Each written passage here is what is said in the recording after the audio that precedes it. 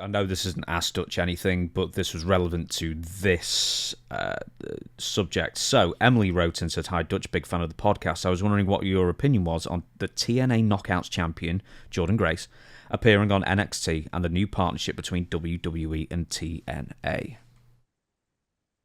Well, I don't know about the partnership. I think they may have that forbidden door. They brought that Jordynne Grace over. And I'll say one thing about that talent. She's going to make it. I don't care where she is, because she has spent dedicated hours and hours and hours in the gym, and you look at her and you can tell it.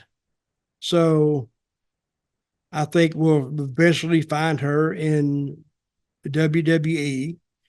I think they're more interested in her than they are of working some kind of a doorway between the two companies, because the only TNA, their only benefit to WWE really is at as a training center, to tell you the truth.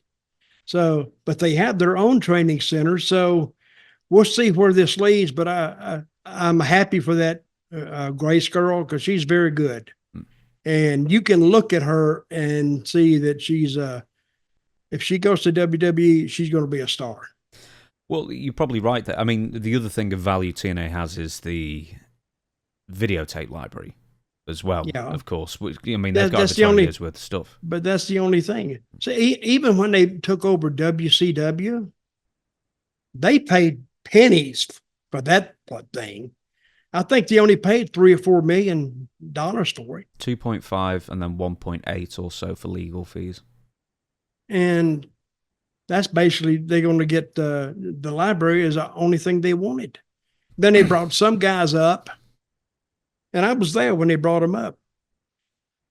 And I remember when the two companies were still in existence, if you brought somebody to TNA, let me say this, that had worked in WWE before, and you wanted them to do something, they would look at it through two lenses. One is, how is it going to help them in TNA? But the second one, which was really outshone the first one, was, how's Vince going to take this? Because he's going to be watching the shows, and if I do something stupid or get beat or something like that, that could hurt me in going back to WWE, because they knew how fickle Vince was. And they had a point. They really did. But it's hard to do business when they're looking at it through two lenses.